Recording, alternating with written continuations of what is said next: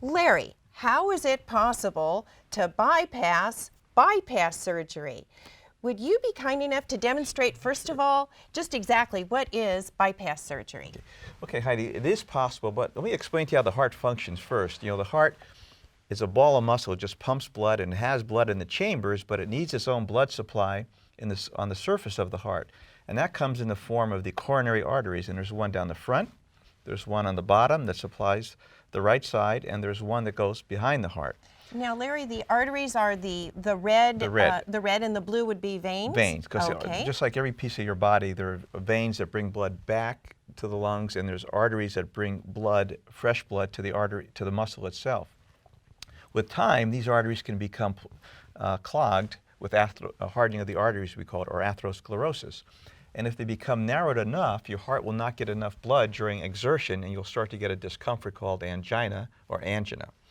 And angina is a specific symptom. It's a tightness or a pressure or a squeezing or a heaviness that comes on with exertion.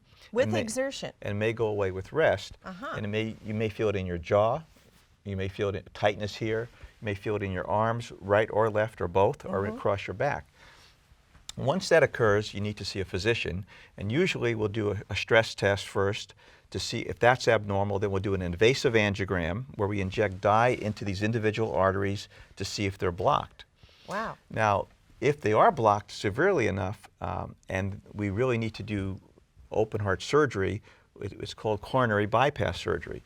And what that is, the artery of the chest is opened up, a vein is taken from the legs, put into the aorta, and it actually bypasses the blocked piece. So the artery isn't taken out, it's just bypassed. And you can use veins from the legs for some of the arteries. There's also another artery that comes off your collarbone here called the internal mammary artery, and that is also used as a bypass graft. So this loop right here shows one bypass. If someone had, say, quadruple bypass, would they have 4 of those? Yeah, you see 4 of these grafts, maybe one to this artery here, one to this one here. And some of the arteries have big side branches that you have to bypass. So even though there's 3 major arteries, each one has a major branch that may require an additional bypass. Huh. Now, a lot of times we can fix arteries these days with balloon angioplasty and stenting. There's approximately 500,000 open heart surgeries a year, and there's about 1.3 million balloon angioplasties. And stents, now we tend to put stents in with the balloon, but this is a large balloon, much bigger than the ones we use on the heart, but it can fit into the narrowed area of the heart like that, and we can of the artery. We can expand the balloon, and this is all done through the catheter going through the leg, and it opens up the artery, and then we take the balloon out. And if we want to put a stent in, which we do most of the time when we have, rather than just a balloon, the stent is crimped on top of the balloon, and the stent stays in the artery and expands it. And keeps it open, is that correct? Correct. So in other words, this represents an artery that looks good. That looks good. Okay, and then here we see narrowing. Narrowing. From plaque and that. And then this one, you have trouble getting the balloon in. Yeah, we can get trouble getting the balloon in, but usually we can put the balloon in and open the artery up. Okay. Now the problem occurs. What about, so this one's impossible, Yeah. which is why we have to come up with another alternative? Yeah, so this time, sometimes after we put a stent in or balloon angioplasty, years later, the artery scars down and we can't fix it. Oh, really? So it's not fixed for good? Yeah, we cannot put a stent in it or a balloon because we can't, there's no opening. Okay. Or say they had bypass surgery. Bypass surgery lasts 5 to maybe 15 years. The grafts start to close and the person comes back and they're having angina again. And you have to make a decision. Do you want to do another open heart surgery? Sure. Or do you want to try something less invasive? So we may try and do angioplasty, but if the artery is totally blocked, we have somebody who we want to avoid or bypass another bypass. So we do have an alternative to that. And that alternative is called external counterpulsation. It is one of the most bizarre looking treatments that we have. When we go to my office, you'll see how bizarre it is. But the reason why we call it external counterpulsation is because we don't put any IVs in you. It's done in the office. You lay on a bed, which you'll see, and we put these cuffs. There's 3 cuffs. We put one on the calf, one on the thigh, and one on the buttocks. And it's called counterpulsation because it squeezes down when the heart's relaxing. So it pumps blood back to the arteries, and say if this artery, this bypass graft is closed and this artery is blocked, it pumps blood back to the heart and causes new arteries to grow from the open artery here over to the closed one. So it causes the release of these chemicals that cause new arteries to grow. So essentially, you're making your own bypass surgery. So you're regenerating these arteries. These arteries. Huh. And we're going to go to the office now, and we're going to see what this looks like in a real person. Oh, boy, I can hardly wait. This is Mr. McFarland. He had bypass surgery in 1989, almost 20 years ago. About a half a year ago, started having chest pain. We did an angiogram. One of his bypass grafts have closed. Our choices were to do another open heart surgery, which would be an increased risk in him. It would be a second one, or to do this treatment called external counterpulsation.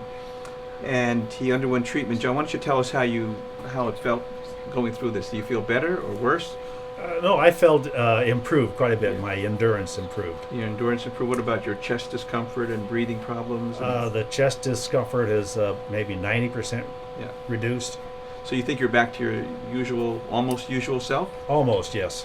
So the process is called external counterpulsation. We have these three cuffs here, here, and on the buttocks, and this is going to inflate first, then this one, and it's going to pump blood back to the heart during the resting cycle of the heart, so it's pulsatile. And then they deflate sequentially from here, here, and here when the heart is pumping the blood back away from the lungs.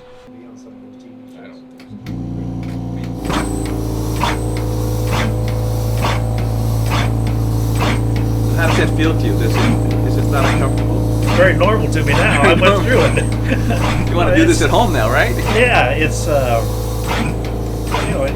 it looks like it'd be uncomfortable, but it really isn't. And during the time, you were able to read at times, or watch TV, or listen to music. Read a book, watch TV. Yeah. So this course is 35 visits, an hour at a time, so 7 weeks, and usually they fall asleep or watch movies.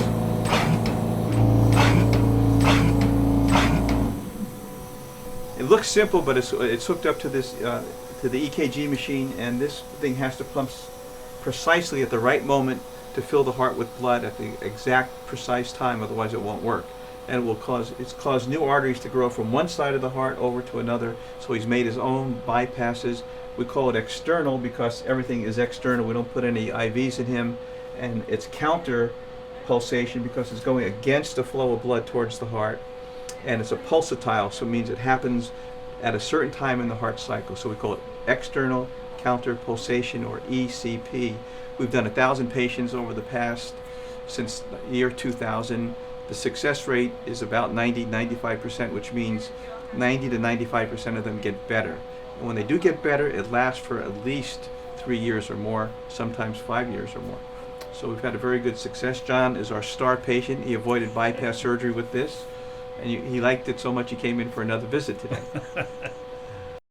So Heidi, you've seen how it works in the office. I mean, it's bizarre looking, you have to admit. It is, and to think that these cuffs do so much work, pumping away and forcing that blood back up into the heart area. How long would the results last, let's say, from this treatment? Well, the results last about 80% of the people who got better the first time will be still doing well at 4 years. Oh, really? Well, that's great. Our success rate is about 90%. So of all the people who come in, 90% get improvement. They get less angina, they get improved exercise ability, they get less shortness of breath. It also improves erectile dysfunction. It also improves blood flow to the liver and pancreas, so your diabetes becomes more easily controlled. And the other nice thing about it is very, very safe. There's almost no downside to it. We check you for an aneurysm down here, which any bulging in the aorta, because that is pumping back towards the heart. We want to make sure there's not an aneurysm that we're going to irritate, and we want to make sure there's no clots in the legs. That may cause a problem. But it's an amazing treatment. It works very, very well. A vast majority of people can bypass another bypass surgery and get I've had patients who could not walk from here to 15 feet without getting chest discomfort, and now can walk miles without having symptoms. Oh my gosh, that's wonderful. Yeah, it is. And when you think that, a bypass surgery itself is 15 years, that you're pretty okay. Yeah, 5 to 15 years. This technique really extends the life of a bypass surgery. Right. without another surgery. That's right, and it's it's time out of your day. You have to go 35 visits, an hour a day, so that's 7 weeks, Monday through Friday. But the quality of your life, these are people who have bad hearts. I mean, they've already had surgery, stents. You can't fix things that way, and you can get them back to a normal life. It's very exciting and interesting treatment. We've been doing it for almost 10 years now. Does it go without saying that if a person is feeling some sort of chest pain, they probably should head to a doctor? Yeah, they should. And it may not be a pain. It may be just a burning or a tightness or a squeezing or heaviness, shortness of breath with exertion, that's new, jaw tightness, that's new, but they need to get evaluated. Don't think it's indigestion and pass it off. Well, this was a great and most informative house call. Thank you so very You're welcome. much. Thank you.